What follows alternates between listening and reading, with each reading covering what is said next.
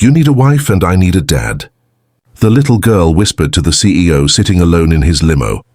The rain hammered against the tinted windows of the black limousine as Alexander Chen sat motionless in the leather seat, staring at nothing. His phone buzzed incessantly with messages he had no desire to read. At 35, he had built an empire worth billions, but tonight, returning from yet another awards ceremony where he'd accepted another plaque he didn't care about, he felt like the loneliest man on earth. Then came the tap on his window. Small knuckles, persistent despite the downpour. When he lowered the window, a pair of enormous brown eyes looked up at him from beneath a soaked cardboard box the child was using as shelter. The little girl, no more than 6 years old, shivered in a dress 2 sizes too small, and then she said the words that would change everything. "You need a wife. And I need a dad. If this story touches your heart, please hit that like button, share it with someone who needs to hear it, and drop a comment below telling us what you think. Don't forget to subscribe to Trillionaire in Love for more inspiring stories that will move your soul." Alexander's breath caught in his throat. He should have told his driver to move on. He should have called child services. Instead, he heard himself asking, "What's your name?" "Lily," she said, her teeth chattering. "And I know you're sad like me. I can see it in your eyes." Something about her directness, her complete lack of fear, made Alexander open the car door. "Get in before you catch pneumonia." As she climbed into the warmth of the limousine, leaving puddles on the immaculate floor, Alexander found himself studying this tiny stranger, who had somehow seen through the armor he'd spent years constructing. Lily looked around the car with wonder, touching the leather seats gently, as if they might disappear. "This is like a castle on wheels," she whispered. Then her expression turned serious again. "I've been watching you for 3 weeks. Every Thursday your car stops at that building, and you come out looking sadder than when you went in. That's your therapy building, isn't it?" Alexander was stunned into silence. This child had been observing him. "Where are your parents, Lily?" Her small shoulders lifted in a shrug that tried to be brave but crumbled at the edges. "My mama went to heaven 2 months ago, cancer. We don't have any other family. I've been staying at different shelters, but they're always full and scary. Tonight they said there was no room." The story spilled out of her in fragments. Her mother had been a teacher who'd spent every penny on treatments that ultimately failed. Lily had been bouncing between temporary foster placements and overwhelmed shelters ever since. Then somehow, in her 6-year-old wisdom, she'd decided that this sad man in the expensive car might be her answer, just as she might be his. "I'm very organized," Lily continued earnestly. "Mama taught me to read and do math. I can make sandwiches and I always clean up my messes, and I'm quiet when people need to work. I just need someone to keep me safe, and you look like you need someone to make you smile again." Alexander felt something crack in the region of his chest, where his heart had been frozen for 5 years, ever since the accident that took his wife and unborn child. He'd survived. They hadn't. And he'd built walls so high around himself that even his own sister had stopped trying to reach him. "It's not that simple," he said softly. But even as he spoke, he was texting his lawyer, his assistant, and yes, finally calling child services, but not to hand Lily over, to start the process of emergency foster certification. That night, Lily slept in the guest room of Alexander's penthouse, and for the first time in years, the vast apartment didn't echo with emptiness. The challenges began immediately. Alexander knew nothing about children. He'd arranged his entire life around avoiding anything that reminded him of what he'd lost.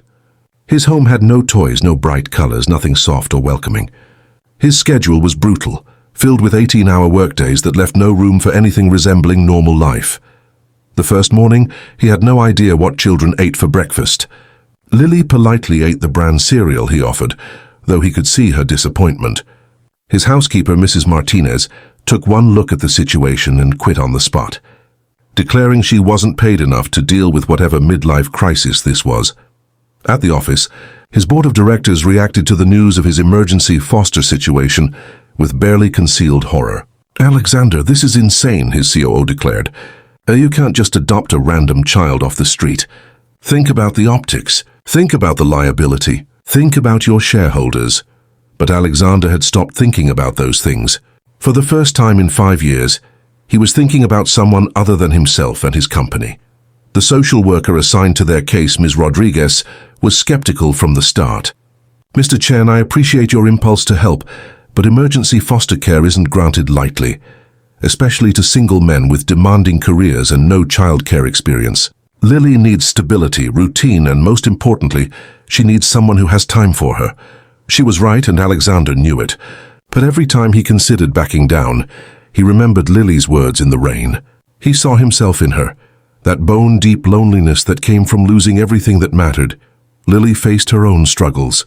Trauma had made her anxious and prone to nightmares. She woke up screaming for her mother multiple times each night. She hoarded food in her room, terrified of being hungry again. She flinched at loud noises and refused to talk about her time in the shelters, though Alexander could see the fear in her eyes whenever he mentioned school or other children. The breaking point came 3 weeks in. Alexander had an unavoidable investor meeting in Tokyo. He arranged for a recommended nanny to stay with Lily, assured by the agency that this woman was the best. He returned 2 days later to find Lily locked in her room, having refused to come out or eat. The nanny had been cold and dismissive, treating Lily like an inconvenience. Alexander found Lily curled in the corner of her closet, small and terrified, convinced she was being sent away. "So you left," she sobbed. "Everyone leaves." He gathered her into his arms, this tiny person who weighed almost nothing, and made a decision that would have shocked the man he'd been 2 months ago. "I'm not going anywhere," he promised. "And neither are you. We're going to figure this out together." The next day, Alexander did something unprecedented. He restructured his entire company leadership, delegating responsibilities he'd clutched possessively for years. He moved his office home 3 days a week. He started leaving work at 5 o'clock. His board was in an uproar, but for once he didn't care. He learned to braid hair by watching YouTube videos at midnight. He discovered that pancakes shaped like animals could make a sad little girl smile. He found a trauma-specialized therapist for Lily and, at her gentle suggestion, started going himself again, actually participating this time instead of sitting in hostile silence. Slowly, painfully, they began healing each other. Lily taught Alexander to laugh again, to find joy in small moments like puddle jumping and terrible knock-knock jokes. She filled his sterile apartment with colorful drawings and the sound of her singing. She asked him endless questions about his work, his life, his lost family, with the kind of innocent directness that forced him to be honest. Alexander taught Lily that not all adults leave. He showed up day after day, even when it was hard, even when she pushed him away in fear. He learned her tells, knew when she needed space and when she needed holding. He advocated fiercely for her in therapy, in school meetings, with social services. The legal process was grueling. Ms. Rodriguez remained cautious, conducting surprise home visits and extensive interviews. Alexander's ex-fiancée from before his marriage appeared, trying to use the situation to worm back into his life and fortune, claiming he was clearly desperate for family. His business rivals whispered that he was having a breakdown, that the company would suffer, but something miraculous was happening. Alexander's sister, who he'd shut out for years, came back into his life, drawn by curiosity about Lily and staying because she finally recognized her brother again beneath the grief. His employees noticed that their CEO, while working fewer hours, was somehow more effective, more present, more human. Company culture shifted. Profits actually increased.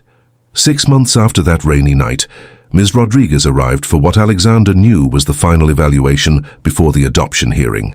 He was terrified. Lily had blossomed, but she still had hard days. Their home was messier, louder, more chaotic than any social worker's ideal. Ms. Rodriguez spent the day with them, watching as Alexander helped Lily with her homework, as they cooked dinner together with Lily standing on a stool beside him, as they played the elaborate imaginary game Lily had created, involving dragons and business meetings. She saw Lily's nighttime routine, how Alexander sat with her until she fell asleep, how Lily reached for his hand like an anchor. "Mr. Chen," Ms. Rodriguez said finally, "when we first met, I didn't think you had any business being a foster parent. You were emotionally unavailable, work-obsessed, and clearly running from your own trauma." She paused and Alexander's heart sank. Then she smiled. "But that's not who you are anymore. Or maybe this is who you always were underneath. Either way, I'm recommending full adoption approval." The day the adoption was Finalized, Alexander stood in the courthouse with Lily beside him in a new dress she'd picked out herself, covered in stars. When the judge declared them officially father and daughter, Lily threw her arms around his neck and whispered, "I knew you needed me." "I did," Alexander said, his voice rough with emotion. "I just didn't know it until you were brave enough to knock on my window." That evening they had a small celebration. Alexander's sister was there, along with the few friends who'd stuck by him through everything. But the best moment came later, when it was just the two of them and Lily asked the question she'd been saving. "Daddy?" The word still made Alexander's heart stop every time.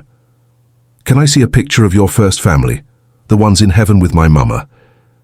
Alexander had avoided this, afraid of the pain, but he found himself pulling out the photo album he'd locked away 5 years ago. Together, they looked at pictures of his late wife, her hand on her pregnant belly, both of them laughing and unaware of the drunk driver who would end everything. "She's beautiful," Lily said softly. "I bet she would have liked me."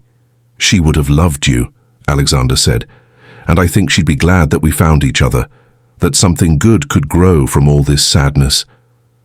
"Mama used to say that flowers grow best in the rain," Lily murmured. "Maybe that's us, we're the flowers." Alexander pulled her close, this miraculous child who'd saved him by asking to be saved. "Yeah, sweetheart, I think we are." Their story wasn't a fairy tale with a perfect ending. Lily still had nightmares sometimes. Alexander still struggled with grief and guilt. They argued over bedtimes and vegetables. They had hard days and harder conversations. But they had each other, and they had learned that family isn't just the people you're born to. Sometimes it's the people brave enough to choose you, and the people you're brave enough to choose back. Love, Alexander discovered, wasn't about replacing what you'd lost. It was about having the courage to open your heart again, even when it felt impossible. It was about a little girl in the rain who saw a lonely man and decided they could save each other. And sometimes, against all odds, that's exactly what happened. Thank you so much for watching this story on Trillionaire in Love. If this touched your heart, please give it a thumbs up and share it with someone who needs a reminder that hope and love can come from the most unexpected places. Drop a comment and tell us, what would you do if someone asked you to change their life? We love hearing from you. And if you haven't already, hit that subscribe button so you never miss our emotional, inspiring stories. Remember, we all need a little love in our lives. See you in the next video.